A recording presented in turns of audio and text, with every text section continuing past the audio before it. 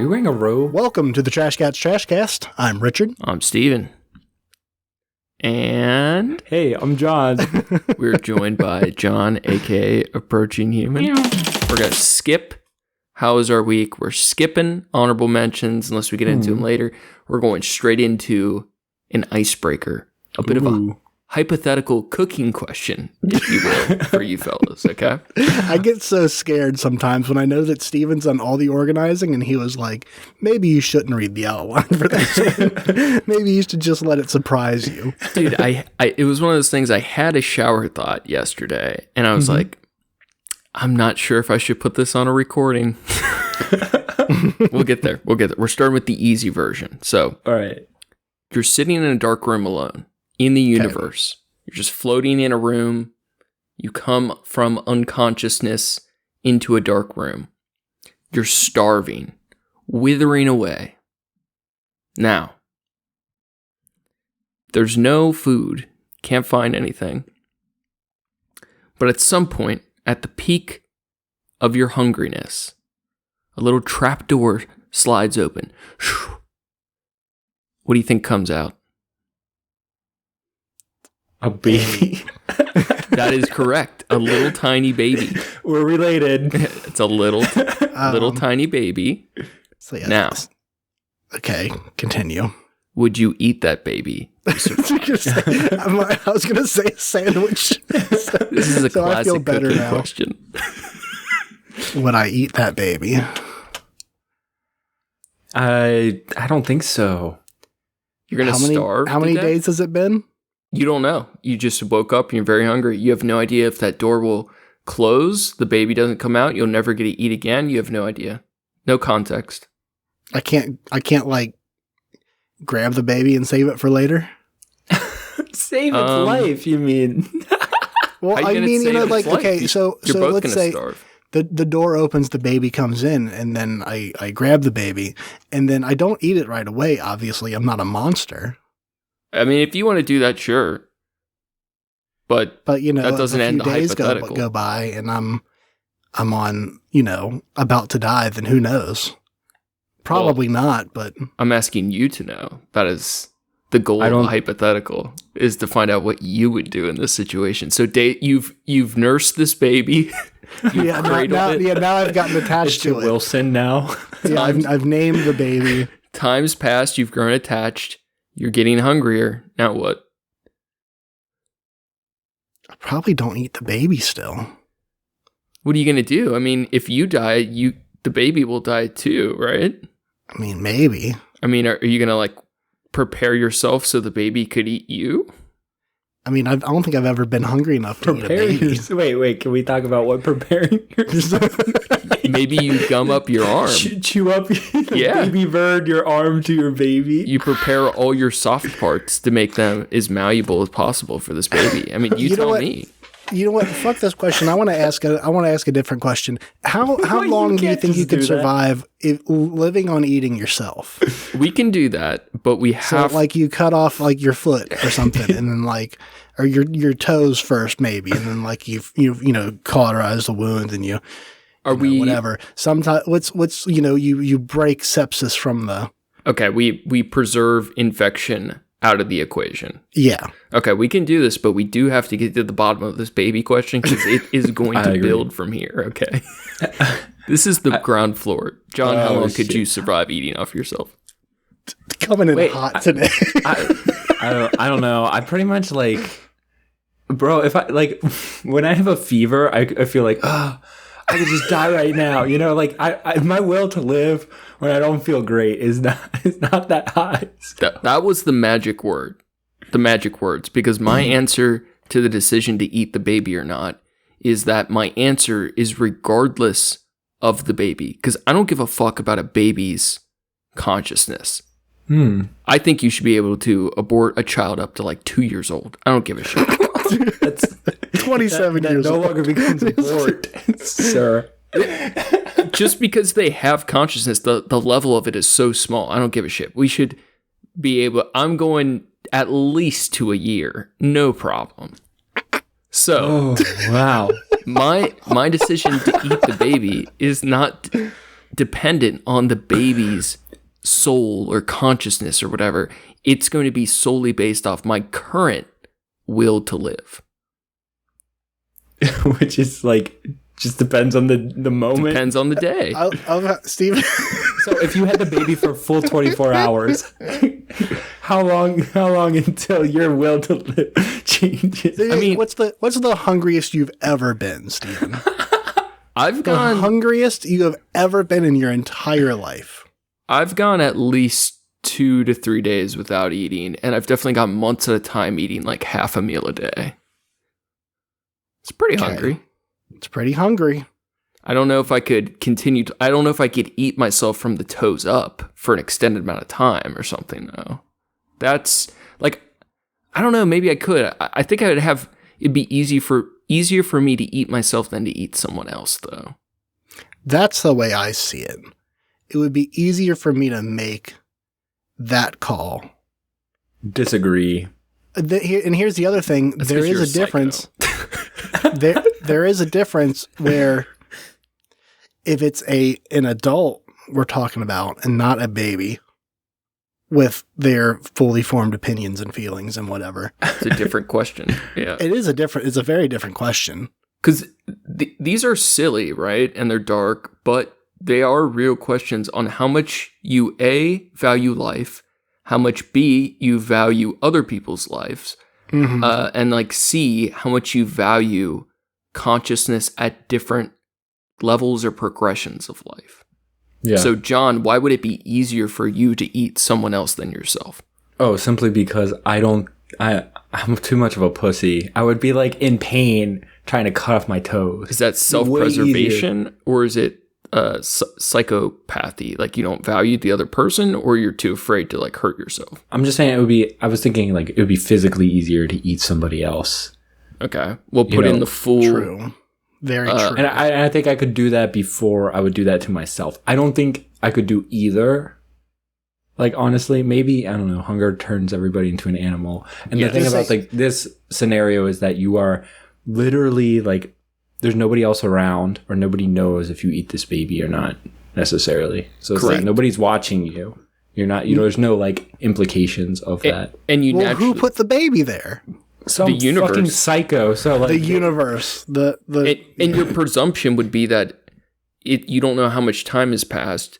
You're at the point of starvation. You would likely feel if you do not eat this. It may be unlikely you live anyway, but you know for sure if you don't eat the baby, you will die, or are very likely to. I gotta say, I can't imagine that the first thing that comes to my mind upon waking up in a room in the ether and, hungry out of my mind, more hungry than I've ever been, and presented with a baby. The first 3 thoughts, at least, are not going to be, I got to eat this fucking baby. I think when you're hungry enough, everything starts looking like food. I would feel that way. That would be like literally the first thought. It was the first thought when I brought it up. Ricky went to it right away, too. John went to it quicker. He pulled the trigger quicker, but Ricky, your smile was immediate. You knew what the question was going to be. The question was... yeah, exactly. Your brain knows it's calories. How fussy is this goddamn baby? That's a okay. That is a new thing to the question. Is this a crying baby that I cannot make stop crying because that's up to there are parents of said children who have fantasies about killing their babies, and that's normal. Shaken baby syndrome. Locked in the car. What's the locked in the car syndrome one called? The forgetful. It's like you know. There's a syndrome for being a dumbass now. Yeah. There's shaken baby syndrome where you either accidentally or intention. There may be intention in the description, I forget, but that you shake the baby out of frustration. Yeah. And then there is another syndrome where like all these kids die in locked cars, and it's often the case where the parent is like to the point of such stress that they easily forget it and subconsciously lock the baby in a car. And there's a syndrome for that too. Because it happens multiple times a year, every summer or whatever. Yeah. Yeah, I forget shit in my car all the time. I can't imagine. Like, That's actually one of the biggest fears if I were to have a kid. Yeah, I hate it. I hate it when that happens. You get home, you get out of your car, you go in your house, you get nice and comfortable, kick your shoes off, maybe take off your work clothes or whatever, and realize, fuck, I left my phone in my car. Where's my baby? Bro, I gotta put my pants back on to go outside to get my fucking phone. Typically, the biggest thing that is an indicator is when the parents have a change of schedule where, like, let's say the dad has been taking care of the baby at night for weeks, and he finally gets a couple days off of work, and they had plans for the mom to take the baby to daycare in the morning, but instead they switched plans because she had a meeting, and the dad forgot he was supposed to do that and went to the gym. He knew he was supposed to take the baby to daycare, but forgot because of the schedule change and because of stress, and they both think the other one is supposed to be taking the kid somewhere. That's typically where it happens. So, fuck. Eating the baby. I mean, if it was in a car first, at least it would be warmed up. But basically, I think it comes down to how we value consciousness and our will to live. Those are the two biggest factors. How much you value an infant, a small child's consciousness, and how much you value your own and have a will to continue being conscious. Yeah. So, Ricky, we talked about it a couple episodes back, and I had mentioned my biggest connection with John, and something I rarely feel with other people, is I feel like we both have a very Machiavellian nature. Mm-hmm. That we both relentlessly pursue the things we desire. And I don't see that in other people. So with myself, if I didn't value a baby's consciousness level, and I do have the will to live, my Machiavellian nature is going to be that I'm going to do anything I can to live if that's what I'm choosing. Yeah. Yeah. I can see that, obviously. I'm the one out in the podcast talking about, I don't think I could, or I don't think I would. I mean, even if I've never been hungry enough to where, like, that would be even an option kind of thing, right? Like, I've never been hungry enough to where, like, I could even think about, I'm going to start eating other people. Like, I've seen it in, movies and shit, right? But, like, or, you hear stories and it's like, obviously this is the way that this happened, and it's not that person's fault for doing it because they're preserving themselves, and that's just animal nature. Yeah. But I can't picture that in myself. And it, like I said, it is a different question, it being a baby rather than it being a completely grown adult. Completely different set of morals. And I can't truly tell you why, other than, like, they haven't deserved this. But it's not saying that the other person has.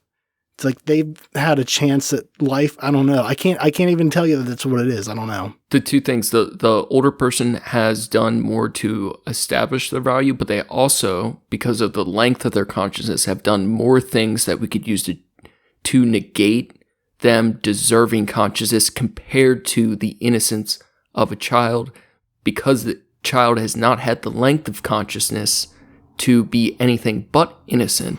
But because of the length being so short, they also have less value of their consciousness. We decide as, like, society to give them more value because of their innocence, but depending on how young they were, if they were like 1, I would say why we choose to value them as a society more, realistically, their level of consciousness has been much less, and in a lone room in the universe, when it comes down to living or dying, we should, in fact, eat the baby.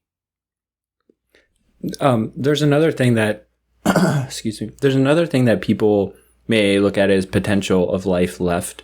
So, like, somebody established if they have, like, half the amount of life left that a baby might. So some people may look at this as, like, potential.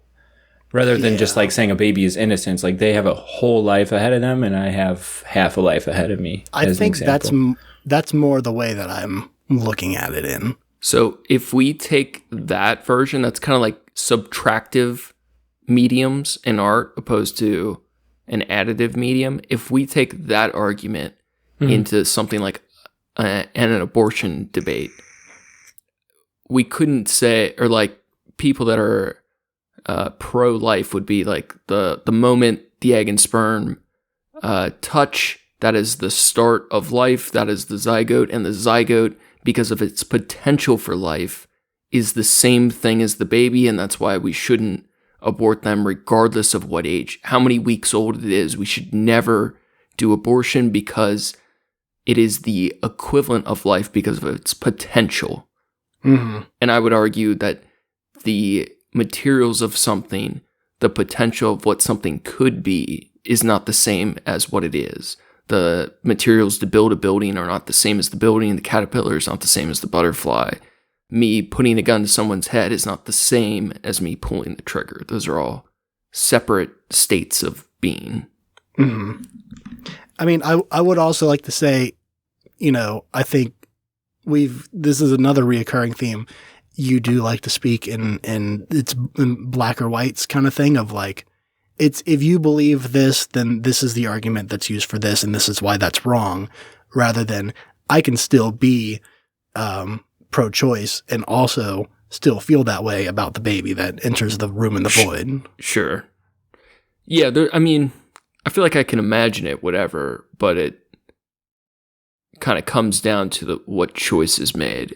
And where I wanted to push, I guess, with this a bit is I see a lot of myself in like the pursuit of things in John, and I'm wondering why John has that similarity with me. Like where I see Ricky as like an overall more like rounded hard worker, like more patience and like willing to like do what he has to do to get what he wants.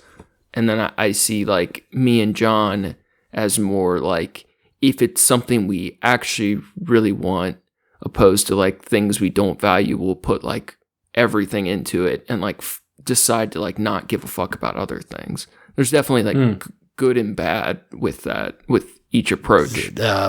Sounds more like a laser focus on certain aspirations. Do you think that's, as like a generality, do you think that's kind of true for yourself? No, I think for you two. I think the way you described it, it's like almost like a tunnel vision of like, I want this and I want to go for this, rather than where the way as you described me is like, if that feels accurate, and it's like, I want this and I'll get to it eventually. Yeah. So yeah, I mean, I don't know Ricky's work ethic that much or how to compare it, but it's my entire life. He's just like always constant, like grinding. It's all I know how to do. So how is that different than from what we're doing? Because for him, it's more even. Like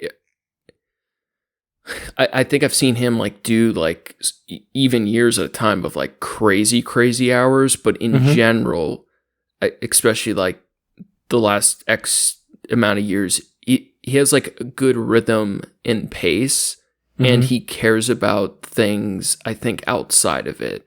Where I think with us, we put like a quicker pace, but we're very like single-mindedly trying to obtain or pursue something. Okay. And like we'll fuck over relationships or like burn certain bridges or not care about some things that maybe we should because we want what we want. Yeah, I think how I view it is like, can I set up myself in a way that I'm happy enough to live with to pursue what I need to do? And I always think of it as like in terms of energy. Like, can I put less energy in these following 6, 7, 8 areas to add more to what I'm doing? And can I live in those conditions? So I can live in those scenarios, and I can handle like not being able to afford much, and just like setting up, like my landlord, for example, I don't have to pay rent right now, and I've finagled that way, and I've always like relied on this scrappy skill set to just like get by with what I can, and I'm okay with nothing like fancy. I'm okay with like your room is amazing, Ricky, from where you're producing, but like Ricky that to me would be something nice that's things. like bottom of my list to even like pursue.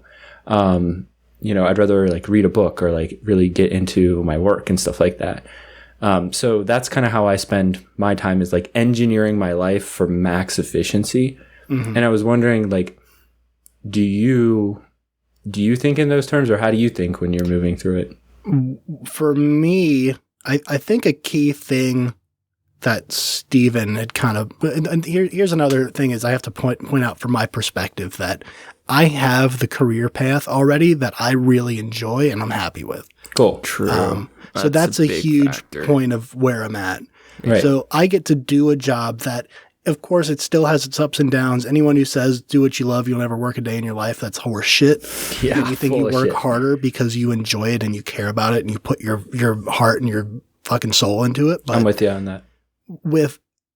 For me, like, I can get by on less for sure, but I don't have to. Yeah. And I would rather, it's like I work a lot, so I should spend the money that I make on the things that I want to have on a regular basis. And if that means building out a fucking cool ass podcast studio that only, a couple people are ever going to see, then, yeah, that's the kind of shit I do. But like, that's part of it for me, of like, I want things and there are certain things that I want to do, but those things are like, it's not so much a driven focus to like, I need to do this. I need to but I think a big part of that is also that I have what I do for money is the thing that I would want to do. The only other things that I can think of if I wasn't doing this, what I would want to do, one, zookeeper was one that I'd always thought was cool. Nice. Or I could totally see it. Yeah, I think that would be fun.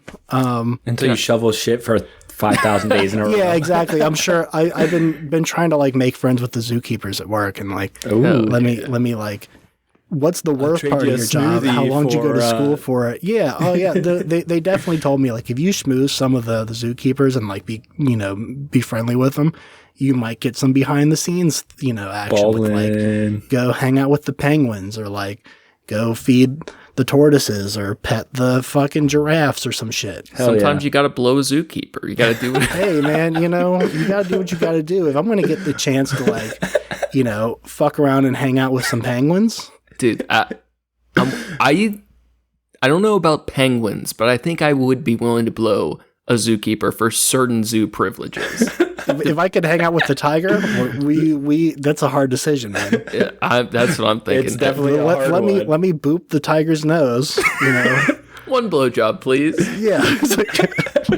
So I want to point out, I think you touched on it, Rick. Yeah, in a lot of ways, you already have your purpose, and I think me and John are still like pursuing it.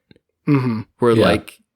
Not that like yours is complete, but but you are in the lane. Yeah, I'm more comfortable on that because I'm not like, I know if anything were to happen with this job, I could get another one that I might not like as much, but it's still going to be within the field of what I want to do. Right. And I can be choosy about jobs. I don't just have to take the first one that comes along.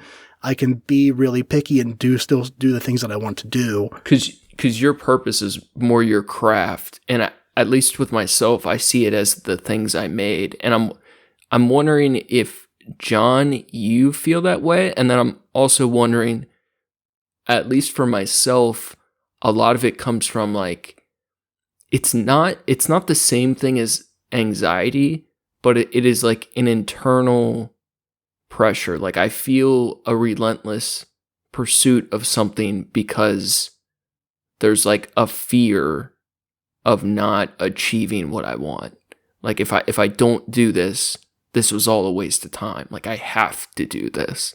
I'm wondering if you being a similar way if you feel that like same form of drive. Yeah, that's a good point. I think if there's two paths. Let's say I do attain like some standard of not having to worry about my career or money or anything, and I'm doing what I love, and I'm kind of in a flow state. And I guess the question would be like, would I be comfortable in that domain? Meaning like maybe Ricky is very happy and in that domain he's great, and then other areas of the life started opening up where you may feel that area where you want to pursue different things, like fucking Zuckerberg and jujitsu now, which is insane if you've seen that. So like, once you've created Facebook and done all these things, and like you're looking around at what else you want to conquer, would you have adjacent goals? Right. Yeah. Would I go into a submarine that might implode? Yeah. Like, I don't know. Exactly. Like, those types of things. Like, I'm not sure how frivolous my pursuits would be if I chase, and I'm not sure if I would get to that goal and be like more, you know what I mean? Mm-hmm. Like would I be more extreme, or would I pump the brakes and hang out with my family more? Like how would I normalize, or would I be more extreme? I'm not sure. Why? Because I don't necessarily know what that feels like. Why are you willing to work the crazy hours and like spend all these years pursuing your business and other things? Like what is really pushing you then? Your music. Yeah, I mean, I think when we touched on this last time, it was basically like, for whatever reason, and I'm not sure what the motivations are behind it, but it just feels like there's no choice. Like other than when you get infected by something, like an idea has you don't really have an idea. That's the way I think of it. Like ideas consume you. And yeah, I've been consumed by these realities I want to create. And I'm wondering if, let's say, like with the nonprofit I'm building, and we are building kick-ass open source software, and it's really humming along, would I feel like I need to be CEO for another 10 years, or would I work on handing that off to somebody else and pursue music? And maybe after I create my first studio album with some revered people that I love to work with and good friends, after that album, and let's say it does well or it doesn't do well, would I just be happy that I created it, and would I move on to scuba diving? I don't know. You know what I mean? It is we just while we were in Puerto Rico, we finished the concept art for your album cover. Hell yeah. Which I'm very excited about. Me too. How do you think you'll feel after you finish? Because that will be your first. Mm-hmm. I mean, is studio album only when you have a record deal? Like, this would be your first album. Yeah, it'd be my first album. I think when I was just trying to paint the picture would be like, like imagine I work with like LCD Sound System and like, Damon Albarn, and I have all of these stars in a studio with me, and that could be an amazing dream that I've thought about. Like, who would be in that room with me if I was creating something that people would really love? In Trent Reznor's Infinite Noise Sample Studio. Right. Yeah, exactly. Like something like that, right? And I built something monumentally creative, and it's like everything that I've got. Maybe it took 5 albums to get there, and that's the pinnacle, and I loved it so much, and I'll go on a farewell tour or whatever, and then, live in a freaking cottage in the middle of nowhere. I don't know. I think a lot of that changes with life experience, and then sort of what your values are. I don't see that changing. Like, I think that I'll sort of be like you and be like in intense pursuit, but I still don't know what it's like to be at least satisfied with one of my goals. I don't know if I will reach a satisfaction. It doesn't seem like it based on how I'm built. That's how But I can't say for sure. I felt proud of things I've made, especially things that were more prolonged projects, but I've never finished anything and felt satisfied, ever. Like, yeah, usually like an artist, isn't that the thing? Like an artist starts his next piece because he's dissatisfied with the last. Yeah. Like, I'm curious where your like hunger and drive for like, it'll be really interesting right after you put that album, this current album out, how you feel. Yeah, I already really have ideas for the next album, to answer your question. Yeah, exactly. Like, I already know where that next one is going. I have like how this will turn into 3 parts. So it's sort of a trilogy of album sorts, and I already have the names for the next album. So yeah, but it's hard to know without actually being there. That's what I'm thinking. Like, if I'm in Ricky's position, you know, maybe I would invest more time or buy my own house and start, you know, finding that I love building and remodeling and stuff. And would I spend time doing that? And we get really into it. I don't know. I mean, that definitely works for me. I think part of that too is like part of my job is like I can't travel so you know, super far, especially during like when the weather's nice in the summertime. That means I'm working. Right. So a lot of that, what that means for me is like, well, what do I want to do? Well, I've had, you know, ideas and thoughts since I was really young of like what I want my home space to look like, what I would like to have. And of course that's changed and adapted over the years. And I'm, you know, been humbled by like, okay, that's not possible or that's not affordable. I'm never going to make that kind of money. But wait, hold on. Steven, have you ever had this thought? No, because I've never had this thought. I mean, I have like only as like an artistic thing. Like I've talked about like the gold swimming pools with black water or whatever, but I like, and it's interesting because I need, like, as an artist in general and like as a friend, like I need people like Ricky who have more of my art in their house than I do in mine. Yeah. Like, it's like very true. There's a symbiosis because I care more about making what I'm going to make next to even like paint my shitty walls a color I care about. But meanwhile, someone else who like has found their purpose in a different way because they're getting that fulfillment can like enjoy some of the fruits of what my purpose is, which I think it's really interesting. Totally. Speaking of, I need to get some of your newer pieces. I haven't gotten anything from you in over a year. Yeah, I still have Get on it. I mean, it's so funny. I want to show you it so bad, but I still need to. We need to for meet Christmas up. presents. It's so fucking funny, dude. You're gonna laugh. Real quick, I want to go back to the dark room. This is we're building. Oh yeah, this conversation started over eating a baby. Yeah, we're gonna build. All right, so this is a different version. So we're going back to the dark room. This time, instead of a small little door, a big door opens. Let's say you escape. You're in the darkness. You're walking around. You're in the, what is it? The under, the never, whatever. The ether? Yeah, sure. You're in the upside down. All of a sudden, some buster appears, and he's chasing you with a gun. Out of nowhere, out of the darkness, some buster just shows up, and he's got a gun straight to your dome. You beat him down, and you wrestle the gun away from him. He starts to run away. Comes out of nowhere, just like that. You take the gun. He starts running away. Now, you don't know what's going to happen. This is in another dark corner of the universe. He just may fade into the darkness, but for all you know, he could reappear at any time for a second attempt on your life. Yeah. Now, as he runs away, do you shoot him in the back? Yes. Yeah, that was my instinct too. It wasn't as resolute, but I think after all of that, I'd have a lot of adrenaline, and then he runs away, and I would be like kind of like a frightened caged animal. That I think in that psychological state, I probably would. I agree. It's probably exactly where I would be too, but I knew exactly where Steven's question was going to go. And I realized there's no way, if in my rational thinking mind right now, as far as I know, he's coming back, and he knows I've got a gun, and he knows I can fight. Now, I really like how you guys answered, because there's a lot of implications to this answer that contradicts our current legal system. All right, example. Yeah. What you two basically determined, right, is out of fear, animal, like adrenaline, whatever, that it doesn't matter when the person could or could not come back, because the fact is they already tried to end your life. So the implications of that would be that breaking and entering, right? Yep. Burglar breaks in, you scare him off. In many states, it would be murder to shoot him in the back, and you're not going to get away with it. Another example, there was a recent news story.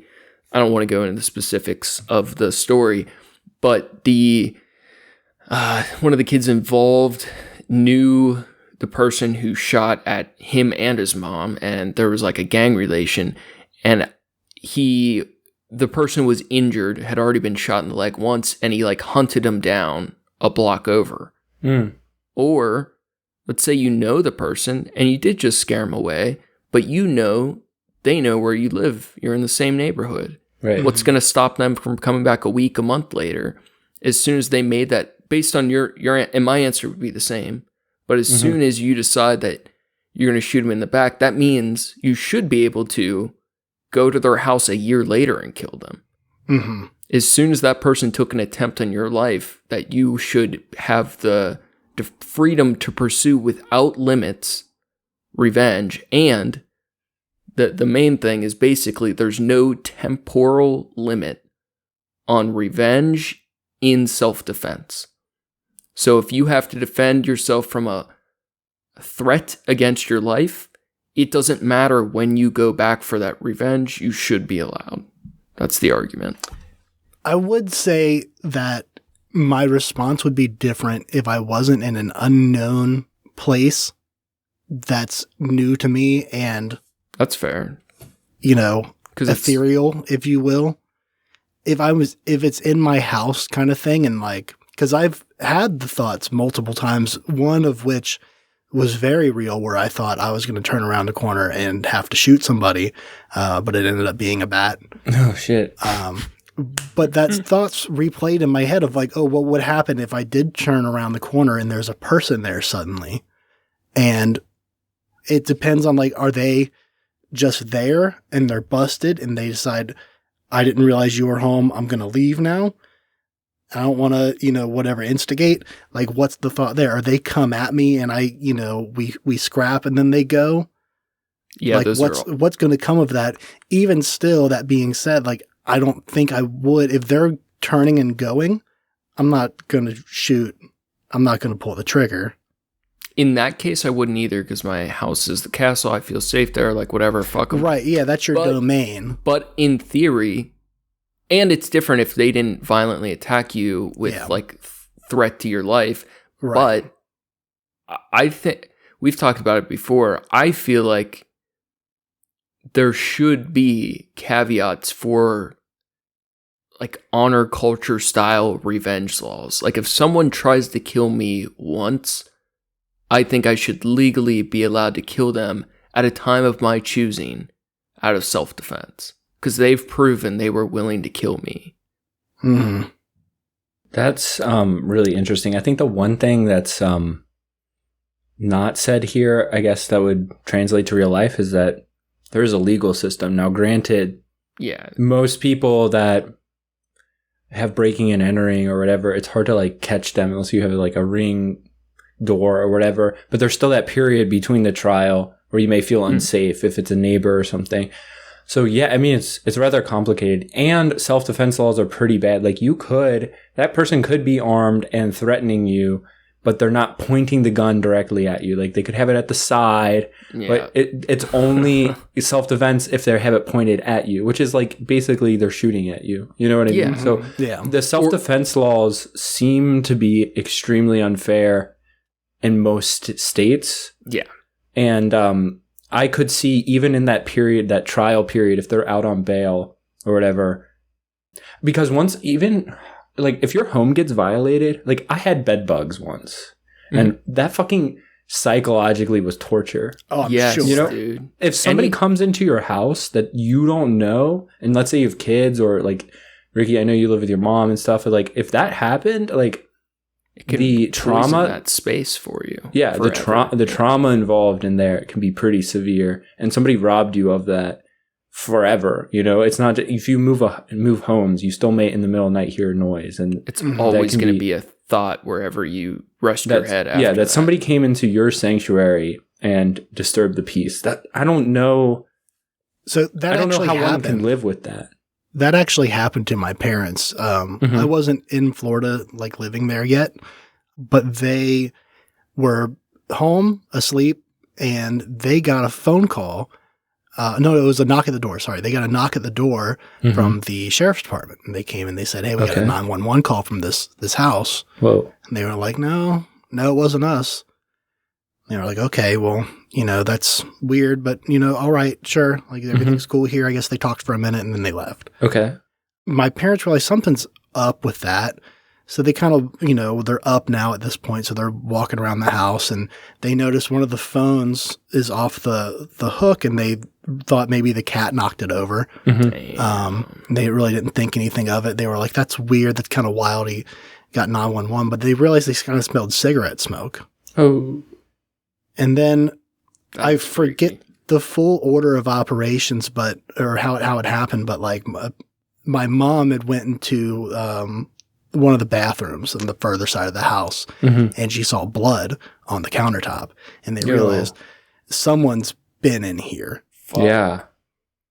So they, they're like looking around and I guess, I don't know if they called the sheriff then or what, but my mom opened the bathroom closet and motherfucker's in there. What? He's just in there. And she slams the door closed really quick and they're holding it shut. And he's in there like, I'm not coming out until the police show up. Like, I'm not trying to hurt anybody. Like, they go, my mom's yelling, like, go get the gun, like, whatever. So he's like, I'm not coming out till the police get here. He did have like in his pockets, like my dad's van keys and shit, like some stuff that he just passed on the way in. His story was that he got in a fight. He got like jumped by a bunch of dudes at the bar down the street and walked to our house through the woods, which doesn't make sense because it's like a 2.5 acres of like swampland. There's no fucking way that he got through there. Florida so like things.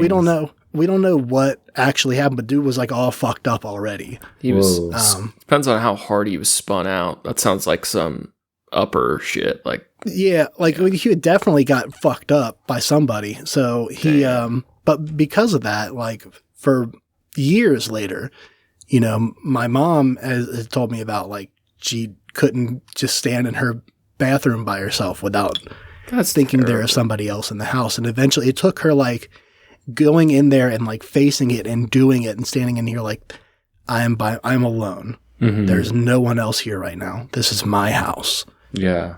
Like multiple times to like before that was an overcome thing. Like, yeah, that sticks with you for a fucking long time. Yeah. That being said, to say also, like, there's also the thing where it's like people change and people make like fucked up decisions for whatever reason for a part of their life that they're in. And then like years later, like someone pulls up on you for something that you did when you were making bad decisions 10 years ago or something like. Oh, I see what you mean. Where like, well, I think there could be an argument if we want to get super metaphysical. Let's say someone makes an attempt on my life, and I fully we're in bizarro land laws where I have the legal right because this person has proved that their existence is a threat to my life. I could retaliate at any given point, but things just keep coming up. I'm just a busy. Things keep popping up.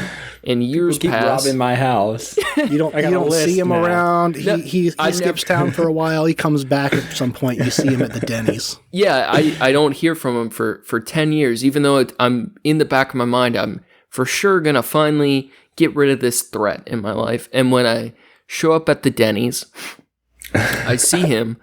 I think Why does your it sound argument, like palaces and pandas right now? I think your argument, Ricky, could be that this is not the same person as it was 10 years ago. Right. And that there could be an argument because it's not the same person, that person is no longer a threat to my life. I think there could be an argument. And of course, there. It's not a guarantee that they're not still a threat to your life. But the chances are of that, of like, are they still concerned with gunning after you after this time? That's a person. I don't know if we could. Yeah, exactly. That's hard to know that. Hard to get into. So then it's like, do you make an overwhelming swath of like, this is a law now and you can go get your revenge 10 years later? I think you should be able to, even if it's like morally wrong, because that person already committed, what do you call it? The sin, the crime or whatever. They've already weighed in. They made their bed. Yeah, they've already weighed in on the karma scale, And even if they have changed and it would be like bad and sad or whatever, I still would have, in my mind, proper, even if I'm saying I probably wouldn't do it or most of the time, but even if they had changed, I still think you have the moral justification to defend yourself, even if they have changed, even if I disagree. Even if you walk up on them when they're eating their Grand Slam and you just fucking put a bullet in their head. I think that's fair game. That's a walk-off home run right there. I really think there should be like a push for like better self-defense, some sort of like honor culture, revenge laws, and like dueling laws. Honor culture. Absolutely. I want to duel samurai swords fight some motherfucker in a fist to the death. That you might be able to do it. Yeah, there's a couple states. If you break it down to you can like call upon duels again, that's where you're roping me in. I think there's 2 states that do, and it has to be non-lethal. There was actually, I think there's like 2 states that still have it on the books, but they haven't honored a duel in like 50 years.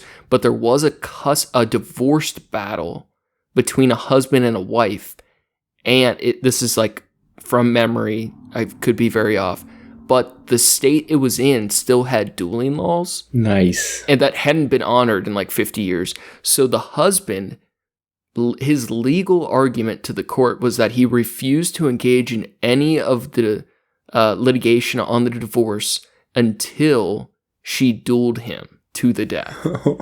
And he like was sending her like different like swords in the mail to like, is this the right one you want to duel me with? Like it was like, so he was forcing his lawyer to draft all these like basically threats, but like dueling requests to the wife. Oh my lord. It's fucking wild. Yeah, maybe that's what you guys should do. Like when you go on a tour, it can be like we're visiting the dueling states, and you can non-lethally duel each other. We can take bets of that. Like, dude, that would be awesome. It's like you court ordered.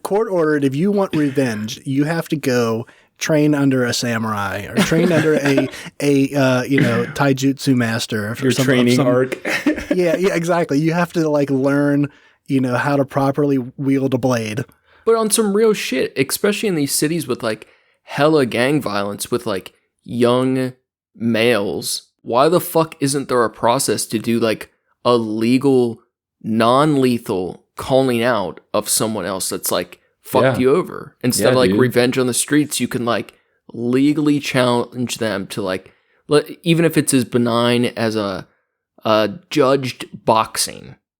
You have to put up the money for medical. We need some Jerry Springer types to narrate it too. Absolutely. Yeah, let's sell it out. Man, that would be my favorite sport. It's looking more and more like that anyways, with like everyone just reaches for a gun. So like, I think if you got in a fist fight with somebody, and even if the cops show up, it's like, unless someone's pressing charges or whatever.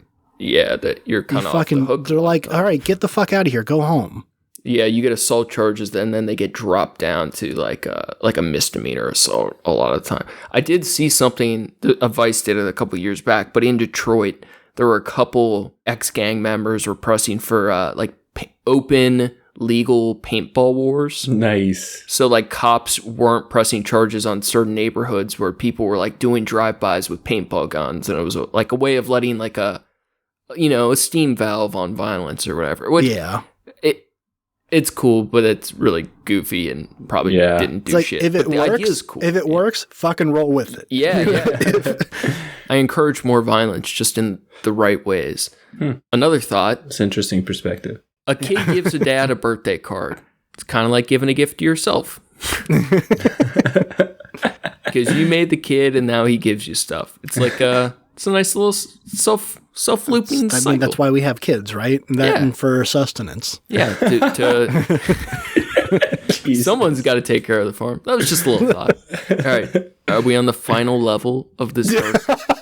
That was room? It. That was all that was. Just kind of popped in my head. Just a little. Let me just toss in here how selfish it is to have a baby. Anti-natalist. It really is, though. Most selfish shit ever. I don't understand why we don't shame people for their children. Well, I don't think it's to be shamed for everybody. I think certain people should have kids and should bring more people into this world because they're gonna be good people when they grow up. Shouts out to Keith, and he's got a baby on the way. I don't know, Keith. I'm a little. See you at D&D tomorrow. And thank you for everything later, you do. DM. Your session's gonna suck next time. He's gonna kill all my characters. No, I mean it partially in jest, but my true feeling on the matter is that it is selfish. And I don't think it's bad for everyone to do, but I think selfish doesn't mean bad. I think that's. But it has the connotation of that for a reason. I think I'm more pushing that I think more people should consider it differently. Mm-hmm. That's all. I think it shouldn't be looked at as an inherently good thing to do. Yeah, I agree with that. Yeah. It's there's something that you just inherently are supposed to do. Right. Mm-hmm. Yeah. All right, back to the dark room. And this is the one that we will cut out of the episode if we need to. So I'm going to put a little boop for the edit right there in case we need to splice this out. You're back in the dark room. It was all a dream. You're not allowed to eat the baby. You're going to starve. Mm-hmm. You have one subservient.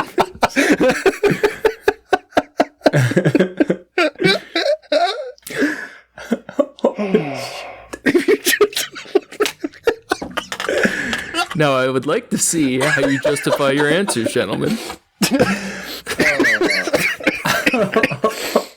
I knew you were going here. I knew this is where this was going when you said this was level 1. I knew because you gave that example. Good old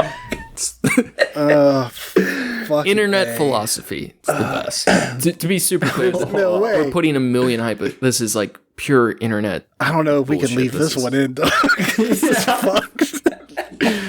This is real fucked. This is, I'd be fine with it if I wasn't running a company. And I actually have some more controversial thoughts. Yeah, if I wasn't in charge of the place that I was in charge of too, that's another. It's I don't want to. You guys were pretty brave before we asked the question. The link to the podcast is in my Instagram bio, and I frequently comment on my business's social media posts. I had a feeling this was gonna happen. We'll cut it. Fucking Christ. No, we can't. You can't do that. You can't leave that in. We'll make a resume episode. Let's ladies and gentlemen, we did in fact determine we could not put this in a podcast. Was that part of your shower thought? It was, and I felt really strange thinking it all. Actually strange, because I was thinking to myself, why the fuck do I think about this shit? And but I can't. Yeah, I can't help it. I am constantly wanting to it's not even to it's more I can't stop thinking about it. Shut up. You just said it. It's more I want ways to prove other people are wrong. I don't even think I give a fuck. It's out of spite. Yeah. Trying to get people into uncomfortable positions. To be clear, that's something that Steven fucking loves. Yeah, and to be super clear, it's nothing that. The question wasn't posed to you guys because I felt that way about you, but as a general, I find the ideas super interesting because to me, that's how you test morals. Yeah, and it's all word games, philosophical tenacity. You know what I mean? Yeah, someone's sticking to what they say they believe is. Yeah, true. And if no one's leaving out of this conversation man, we hang up the Skype call. I'm man, I wish I could Uber Eats a baby right now. And if some loser on the internet wants to talk about when you talk to a super normie with thin skin and a weak stomach, and they can't handle the idea of discussing something that could be bad. Yeah. It's hey, we're not doing something bad by discussing the idea of it. Yeah. Yeah, totally. And I understand we all have like our own like versions of privacy or things we care about in our life that we want to protect, so we're not going to like have the full thing right now. But like the act of discussing wrong things is not the same as doing them. There's a creator online I really dislike, but his whole thing was like calling himself a pedophile and discussing very dark topics because it should not. And to be clear, I think he actually does do fucked up shit. But his whole thing was like the act of purely just imagining things is not the same as doing them, and that those lines should be distinguished from better.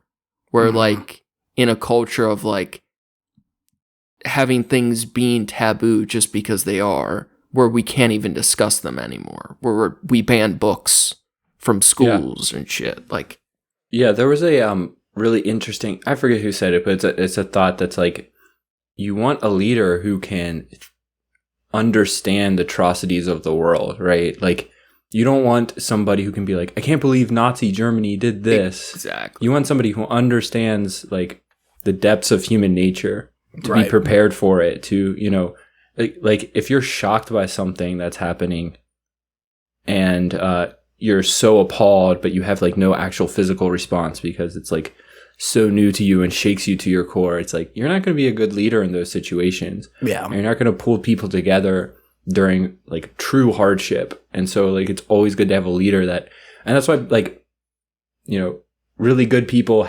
need to be dangerous or need to have that, you know, fucked up side of them to counterbalance their experiences. Yeah, I think that's very fair. I think especially in the idea of just being able to come to grips with a decision, understanding what leads to what small, seemingly benign behavior leads to other behavior, more radicalized and violent behavior in a bad way. Like being able to, like the example of like Nazi Germany, of like looking at what happened there and then, you know, take a step back for a couple years, and then a couple years before that. And like, what were these steps going to this that led it to this direction, rather than like, that was bad and it shouldn't happen again. Okay. How do we prevent that? How do we look at that and dissect it and understand what happened? I think that's important. And you're not going to get there if you don't think about it and do that legwork. if we can't talk, like, because like you said, humans are capable of everything. No matter what fucked up or beautiful thing right, you can imagine a person doing, someone either has already, currently is, or will do it. And if we can't discuss what the implications or what those things mean, then there's always going to be someone else who can justify them. right. If we can't understand why or why not, or why they're wrong, I don't know, you'll fall for anything. Yeah. I like fucked up shit, and I've recently found like a couple like moral, because we talked about it in the last episode. I don't know if I actually care about any of it, but I like thinking about it, and I recently have been finding a couple things I'm morally inconsistent about, or like, even if my decision could be consistent, I don't feel the way my decision is, where like, I know what is the right decision or whatever, but I don't feel like it is. Yeah. And I'm like trying to figure out why some of those things are that way. Yeah. I think the biggest one with like my morals that don't reflect or don't show in my actions is like the veganism thing. Like we've talked about that before, where like morally it would make sense that I would be vegan. But yeah, we concluded we were inconsistent. Now, yeah. You are opening a can of worms right at the end, because me and John we'll keep this super brief and get out of here. Me and John talked about it a decent amount, just for fun on vacation. Mm-hmm. And my fallback to the argument is yes, I am being morally inconsistent in a sense, but if I truly believe I am just an animal, even though my actions are morally consistent, I don't give a fuck because that's what we're supposed to do. Mm-hmm. And like, I can try to strive to be better or whatever, but a greater animal really shouldn't be all that concerned about the suffering of a smaller animal, which is very contrary to how I feel in life. Right. I love my cats. That's the one is like, I can get behind the idea of eating meat in general. It's the institutionalized, like weird, like the slaughterhouse behavior that's really fucked up, and like the way that that's handled. It's not in the way that a lot of people are, led to believe, where it's like, oh, you're just going to kill a cow and you're going to do this. And it's like, it's a fucking factory. But if you go down, I know John is probably super familiar with this, but if you go down that specific debate line of it's just the nature of how we kill them is wrong, there's so many logic inconsistencies. Oh, I'm sure. Yeah, I know you know too. I agree with you though too, but it's like that's the part that's really the part that bothers me the most, and it's still like I still just bought some steak not long ago. Like it's just it happens. I did go to a vegan dinner tonight, so that was cool. Nice. John, I have a palate cleanser question. Well, yeah. You don't give us the palate cleanser right after, but give us the final word. Like, what would your reply on consumption of animal meat is acceptable because we are animals, not that it is not immoral? Yeah, I mean, I think that's like an argument for nature, like saying, hey, it's natural that this has happened, but just because something's natural doesn't mean it's good. Agreed. But so I'm accepting it's wrong, but it's natural. Yeah, so I would say that you are. I would say that you know that you are morally. No, you know that you're morally wrong, but you are turning against it. It's just like morally choosing. It's like choosing something you know is wrong. Preference. Yeah, like it could be with like anything that you don't believe in, or anything you. It's like choosing something you don't believe in as the right choice, and you make that. And then the question is like, what would correct you from that? Maybe it's like years of guilt, or maybe you don't feel any guilt, but like people still make, I make wrong decisions, bad decisions, moral misjudgments all the time. But I try to listen to my consciousness to like steer that over time, right? There's some things I still mess up, regularly, but I think that's part of the human experience, right? It's like, when I found out about veganism, it took me like a couple years to like I didn't like eating meat, and I felt bad against it about having animal products. And I accidentally bought a sweater that I realized was alpaca the other day, and I was excited because it was on sale, and then I didn't even know what the fuck it was made out of, and I'm like, you know what? But like, it's a nice way to. I like how you frame that. I feel that has more of an emotional appeal to me than how most people answer that question. Yeah, I mean, it's just like we all make like what we would consider not the right choice, and you kind of let your conscience guide you over time. And maybe there will be a moment where you feel like, hey, I got to stop doing this. The way I feel as like a vegan advocate is just letting people know it's not morally acceptable, and letting them wrestle with it. It's like, okay, now it's your choice now at this point. I'm not going to beg you. I'm not going to like, plead and all that stuff. But it's like, we had the conversation. You agree with the follow through and the logic. I haven't been proven, or nobody has come to me with something as convincing. I would love to eat meat. I think it tastes great, right? But nobody has said anything to me convincing enough to like make it morally acceptable. So that's just where I am in my journey. Join the dark side. No, I eat a McRib. It's back. I feel that argument. I think more than most, because I don't know. I think it's mostly like a me thing, but like sometimes I can feel those emotions they're feeling, but for the most part, I just the nature of like who I am, it just nothing matters. So why should that? And I think, like you said, maybe with time, like some of my moral preferences over time have evolved and changed, and I wouldn't be surprised if there is a time where I do feel differently. So it's interesting. All right, give us the palate cleanser, and we'll call it. Okay, Ricardo. Mm-hmm. I have been making all kinds of food. Steven knows where this is going. And I have a stainless steel pan. Okay. It's not anti-stick, but everything sticks to this motherfucker. I don't care how much oil. All those babies keep getting stuck to my pans. Shit. Okay, because you pour oil, right, and then it gets absorbed into the food, and then it fucking burns the bottom of the goddamn thing. Yeah. And I hate cleaning that shit. And I was wondering, for all the moms out there listening to our podcast, how the fuck do you cook something that doesn't stick to the fucking pan? The first thing you want to do is take that stainless steel pan and throw it directly into the trash. Fuck.